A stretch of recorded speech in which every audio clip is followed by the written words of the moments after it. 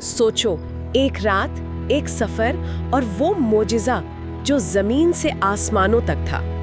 आज हम इसी एक रात के सफर की गहराइयों में उतर रहे हैं। हमारे पास जो स्रोत हैं वो पैगंबर मोहम्मद सल्लल्लाहु अलैहि वसल्लम की ज़िंदगी के एक ऐसे वाक़े को बयान करते हैं जो अक्सर इंसानी समझ से परे चला जाता है, शब मेराज। हमारा मकसद बस यही है कि इस वाक़े की अलग अलग कड़ियों को जोड़ा जाए और इसकी असल अहमियत को समझा जाए। और देखिए, इस सफर को समझने के लिए सबसे पहले उस वक्त के हालात को समझना बेहद जरूरी है। ये कोई आम वक्त नहीं था। पैगंबर सल्लल्लाहु अलैहि वसल्लम अपनी जिंदगी के शायद सबसे मुश्किल, सबसे दर्द भरे दौर से गुजर रहे थे। इतिहासकारों ने तो इस साल को आमुल हुज़्न मतलब गम का साल का नाम दिया है। गम का साल, ये लफ्ज़ ही अपने आप में बहुत भारी है। मतलब एक के बाद एक मुश्किलें आ रही थीं। हमारे स्रोत बताते हैं कि उनकी सबसे बड़ी ताकत उनकी पत्नी हज़रत खदीजा रज़ियल्लाह का इंतकाल हो गया। फिर उनके चचा अबू तालिब, जो मक्का में उनकी ढाल थे, वो भी नहीं रहे जी। और जब उन्होंने ताइफ का रुख किया तो वहां तो उन पर जुल्म हुआ। तो क्या हम ये कह सकते हैं कि ये सफ़र एक तरह से अल्लाह की तरफ से एक रूहानी सहारा था जब जमीन पर हर तरफ से मायूसी मिल रही थी? बिल्कुल, ये सिर्फ एक सफर नहीं था, ये आप कह सकते हैं कि एक डिवाइन इंटरवेंशन था। जब ज़ाहिरी तौर पर सारे सहारे छीन लिए गए तो अल्लाह ने उन्हें ये बताने के लिए बुलाया कि असल सहारा तो ऊपर है। अच्छा, ये एक पैगाम था कि अगर जमीन वाले आपको ठुकरा रहे हैं तो आसमान वाले आपका इस्तकबाल करने के लिए तैयार हैं।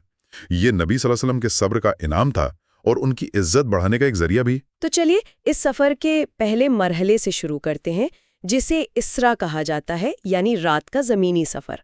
हमारे पास जो रिवायतें हैं उनमें जिक्र है कि एक रात हज़रत जिब्रील अलैहिस्सलाम पैगंबर सल्लल्लाहु ताला अलैहि वसल्लम के पास आए जब वो मक्का की मस्जिद हरम में थे और उनके लिए एक सवारी लाई गई जिसका नाम था बुराक। मैं जब स्रोतों में बुराक की तफसील पढ़ रही थी तो मेरे जहन में मतलब आज की साइंस फिक्शन घूम रही थी। लफ्ज़ बर्क यानी बिजली से निकला ये नाम अपने आप में कितनी गहराई रखता है। वाकई ये तस्वर ही हैरान कर देने वाला है। एक ऐसी सवारी जो रोशनी से बनी थी और जिसकी रफ्तार का अंदाज़ा बस इस बात से लगाया जा सकता है कि उसकी नज़र जहां तक जाती थी उसका अगला कदम वहीं पड़ता था। वाओ! इसी पर सवार होकर पैगंबर सल्लल्लाहु अलैहि वसल्लम ने मक्का से बैतुल मक़दस यानी यरूशलेम तक का सफ़र तय किया, जो उस ज़माने में महीनों का सफ़र था, लेकिन उन्होंने इसे रात के एक छोटे से हिस्से में पूरा कर लिया। और यरूशलेम पहुंचने पर वहां एक बहुत ही अहम वाक़या हुआ। वहां उनसे पहले के तमाम अंबिया यानी पैगंबरों की रूहें जमा थी और पैगंबर मोहम्मद सल्लल्लाहु अलैहि वसल्लम ने उन सब की नमाज में इमामत की। ये सिर्फ एक रस्म तो नहीं रही होगी। इसका गहरा मतलब क्या था? ये इस सफ़र का एक बेहद अहम मोड़ था। यहाँ सिर्फ रूहानी सरदारी की बात नहीं है। आप सोचिए, उस वक्त यरूशलेम यहूदियों और ईसाइयों के लिए भी एक मरकजी हैसियत रखता था। हाँ, बिल्कुल। वहाँ तमाम नबियों की इमामत कराना एक तरह का ऐलान था कि इस्लाम उसी पैगाम की आखिरी कड़ी है जो हज़रत आदम से लेकर हज़रत ईसा तक तमाम नबियों पर नाजिल हुआ। अच्छा, इसे ऐसे समझिए कि ये एक रिले रेस थी जहाँ हर नबी ने मशाल अगले नबी को दी। पैगंबर मोहम्मद सल्लल्लाहु अलैहि वसल्लम वो आखिरी रनर थे जिन्होंने रेस को फिनिश लाइन के पार पहुंचाया। उनकी इमामत इस बात का ऐलान थी कि ये रेस अब मुकम्मल हो चुकी है। वाह! तो यरूशलेम में इमामत के बाद ज़मीनी सफ़र का एक अहम मरहला पूरा हुआ। लेकिन हमारे स्रोत बताते हैं कि असल सफ़र तो यहाँ से शुरू होना था, है ना? जी हाँ, बिल्कुल। यहीं से इसरा ख़त्म होता है और मेराज का आगाज़ होता है, यानी ज़मीन की हदों से निकलकर आसमानों की तरफ परवाज़। बैतुल मक़दस की चट्टान से उन्हें आसमानों की तरफ उठाया गया और फिर एक एक करके सातों आसमानों का सफ़र। हमारे स्रोत बताते हैं कि हर आसमान के दरवाजे पर एक पैगंबर ने उनका इस्तकबाल किया। पहले आसमान पर हज़रत आदम से मुलाकात हुई। ये मुलाकात पहले ही आसमान पर क्यों? इसकी कोई ख़ास वजह? ये बहुत दिलचस्प सवाल है। हज़रत आदम वो तमाम इंसानों के बाप हैं। उनसे सबसे पहले मुलाकात एक तरह से इस बात का इशारा थी कि उनका ये आखिरी नबी जो उनकी ही नस्ल से है अब वापस अपने असल घर यानी आसमानों की तरफ लौट रहा है। बिल्कुल, ये एक तरह से इंसानियत के सफ़र का मुकम्मल होना था। और दूसरे आसमान पर हज़रत ईसा और हज़रत यहया अलैहिमुस्सलाम से मुलाकात हुई। तीसरे पर हज़रत यूसुफ से, फिर चौथे, पांचवें और छठे आसमान पर हज़रत इदरीस, हज़रत हारून और हज़रत मूसा अलैहिमुस्सलाम से।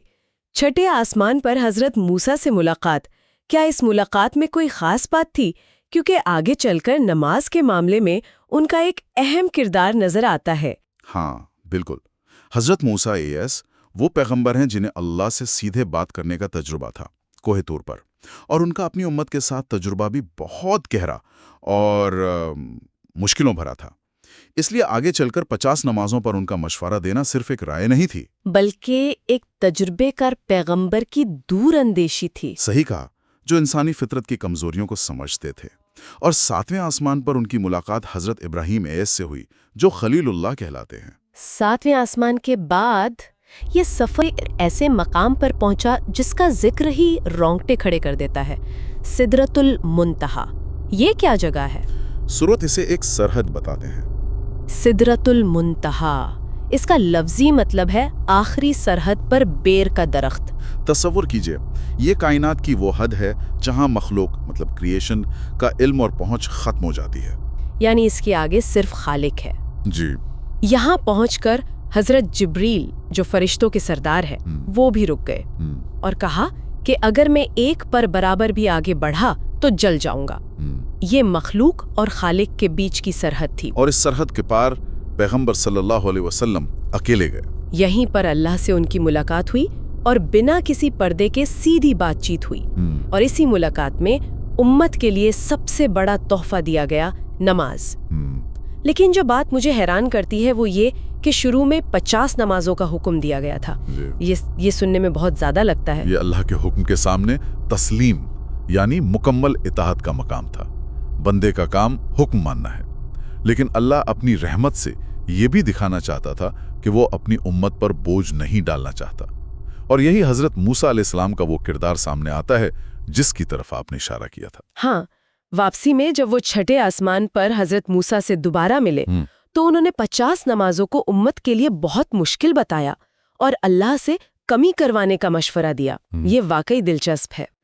پیغمبر صلی اللہ علیہ وآلہ وسلم بار بار اللہ کے دربار میں حاضر ہوتے رہے اور نمازوں کی تعداد کم ہوتی رہی۔ اور یہ سلسلہ تب تک چلا جب تک 50 سے کم ہو کر صرف 5 نمازیں رہ گئیں۔ ہاں، اور جب 5 رہ گئے تب بھی حضرت موسیٰ نے اور کمی کروانے کو کہا، لیکن پیغمبر صلی اللہ علیہ وآلہ وسلم نے فرمایا کہ اب مجھے اپنے رب سے اور کہتے ہوئے شرم آتی ہے۔ تب اللہ کی طرف سے آواز آئی، اے محمد، ہوں گی تو یہ 5 ہی، لیکن ان کا ثواب اور پنیہ 50 کا ہی ملے گا۔ اللہ دینا تو 50 کا ہی چاہتا تھا، لیکن اس نے اپنی امت پر بوجھ نہیں ڈالا۔ سبحان اللہ، زمین سے آسمانوں کا سفر، نبیوں سے ملاقاتیں، اللہ سے بات چیت اور نماز کا تحفہ، یہ سب ایک رات میں ہوا۔ اور پھر پیغمبر صلی اللہ علیہ وآلہ وسلم واپس مکہ آ گئے، لیکن کہانیاں ختم نہیں ہوتی۔